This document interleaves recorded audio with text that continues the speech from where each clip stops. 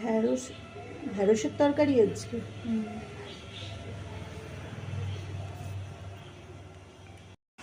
নমস্কার বন্ধুরা, আমার নতুন একটা ভিডিও তোমাদের সকলকে স্বাগত। তাহলে এখন সকালবেলা উঠে আমি আটাটা আগে জড়িয়ে নিচ্ছি, রুটি হবে।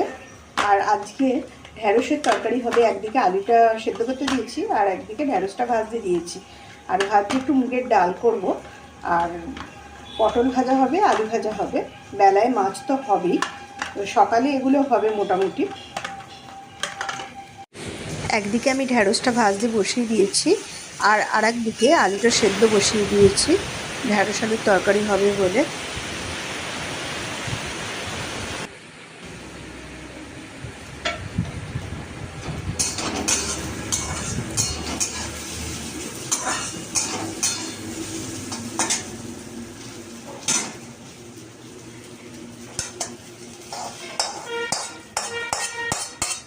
ঢ্যাঁড়সগুলো ভাজা হয়ে গেছে, ঢ্যাঁড়সগুলো নামিয়ে রাখলাম। আর এই তরকারিটা বসাবো কিছুই না, শুধু 5 ফোড়ন শুকনো লঙ্কা দিয়েই জলখাবারের তরকারিটা করব। তো দেখো, প্রথমে কড়াটা বসিয়ে তার মধ্যে তেল গরম করতে দিয়ে দিলাম, আর এর মধ্যে 5 ফোড়ন শুকনো লঙ্কা দিয়ে টমেটো দিয়ে তরকারিটা বসিয়ে দেবো। আর ঢ্যাঁড়স ভাজা হয়ে গেছে, আলু সেদ্ধ করা হয়ে গেছে।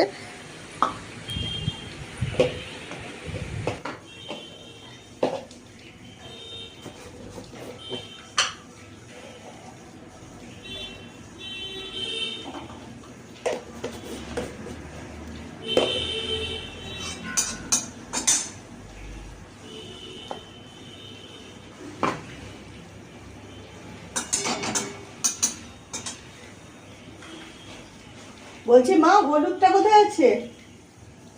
হলুদ কাটতে হবে, এখানে নেই।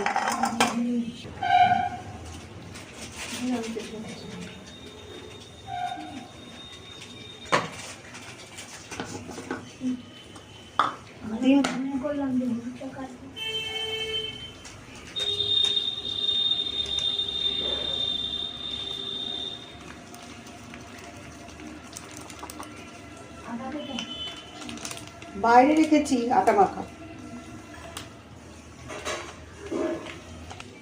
টমেটোগুলো একদম ভালো আনছে না, কি বাজে আনছে।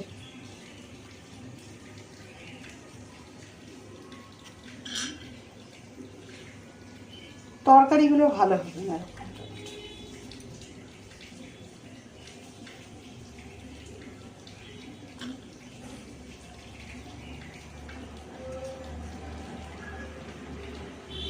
এদিকে দেখো, শাশুড়ি মা আলু ভাজাগুলো কেটে রেখেছে, পটলও কেটে রেখেছে। আর আমাদের সামনের পাতে কচু ভাতে হবে, তো দেখছি কচুটাও কেটে রেখেছে। যাই হোক, শাশুড়ি আমাকে এবার রুটিগুলো বেলে দেবে, আমি রুটিগুলো আগে সেঁকে নেবো। তো রুটিগুলো সেঁকা হয়ে যাবার পর তারপর তরকারিটা তো বসিয়ে দিয়েছি। আর এদিকে ডালও হবে আজকে, মুগের ডালটা সেদ্ধ করতে দিয়েছিলাম। তো দেখো, আলু ভাজা অনেকটাই কেটেছিল, কিন্তু শাশুড়ি বললো তুমি অল্প করে সকালের দিকটায় ভাজো, বেলায় আমরা যখন খাবো তখন গরম আলু ভাজাটাই ভাজবো। তো শাশুড়ি রুটিগুলো বেলে দিচ্ছিল, তো আমি ভাবলাম রুটিগুলো আগে সেঁকে নিই, কিন্তু তার আগে তরকারিটা, এই যে দেখো তরকারিটা অনেকটাই হয়ে এসছে। তো এবার দেখো, আলুটা অনেকটা বেশ কষানো হয়ে গেছে। এবার লাস্টে ঢ্যাঁড়সটা দিয়ে দেবো, কেননা ঢ্যাঁড়স তো নরম, প্রথম দিকে দিলে তরকারিটা ভালো লাগবে না। তো লাস্টের দিকে ঢ্যাঁড়সটা দিলাম, আর সামান্য একটু এর মধ্যে জল দিয়েছিলাম, মাখো মাখো হবে তরকারিটা। তো ঢ্যাঁড়সের তরকারিটা আমার বসানো হয়ে গেল। এদিকে দেখো, রুটিগুলো বেলা হয়ে গেছে, রুটিগুলো আমি সেঁকে নেবো।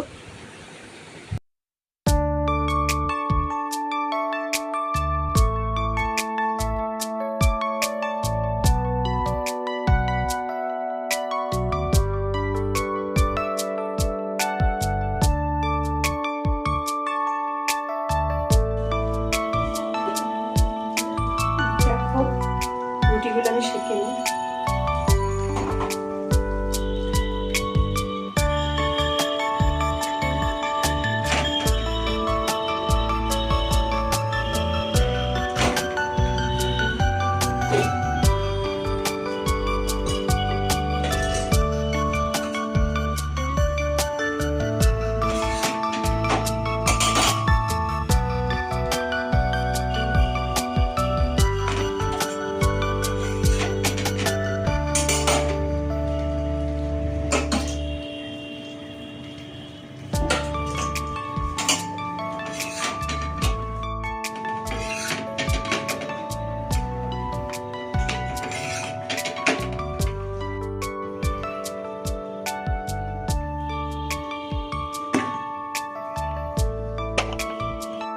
ঢ্যাঁড়সের তরকারিটা আমাদের হয়ে গেছে।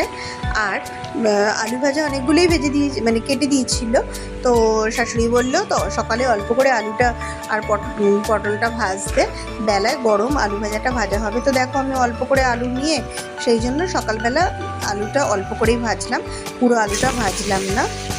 ও খেয়ে অফিস যাবে সেরকম অল্প করে আলু ভাজা হলো।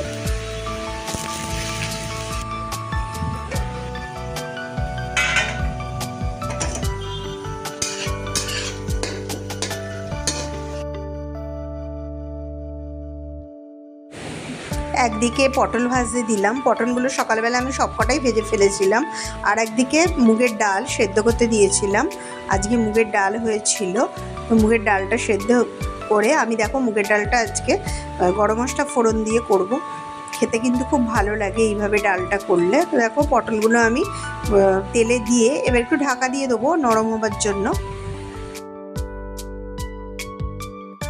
এদিকে আমার আলু পটল সবই ভাজা হয়ে গেছে সকালের দিকে। আর বেলায় আবার ওই কিছুটা আলু থাকলো, সেগুলো পরে বেলায় গরম হবে।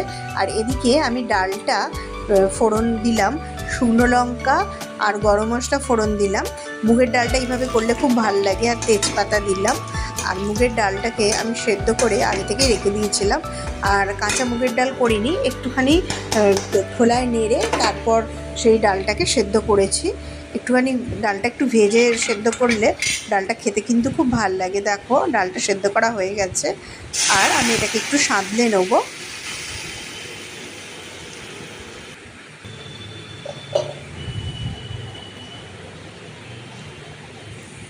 নুন মিষ্টি দিলাম, আর মুগের ডালে একটু মিষ্টি মিষ্টি হলেই মুগের ডালটা খেতে ভালো লাগে।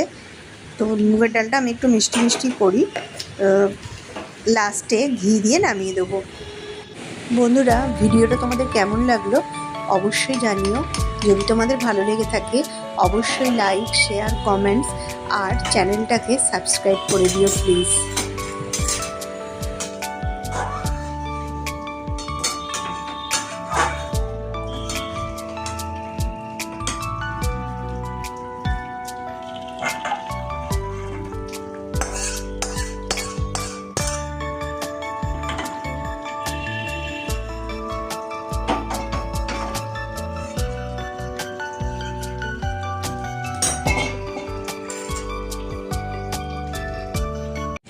আজ দুপুরে শাশুড়ি মা করেছিল লোটে মাছ।